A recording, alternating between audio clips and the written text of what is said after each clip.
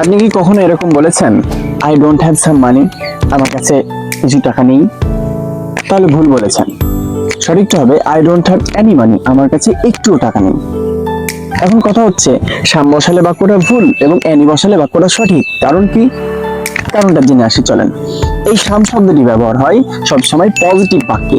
যেমন, আমার কাছে কিছু টাকা আছে, আই হ্যাভ সাম মানি। সে কিছু আপেল কিনেছে, সি বট সাম অ্যাপেলস। অপরদিকে অ্যানি ব্যবহার হয় দুইটা জায়গায়, একটা হচ্ছে নেগেটিভ বাক্যে এবং আরেকটি হচ্ছে প্রশ্নবোধক বাক্যে।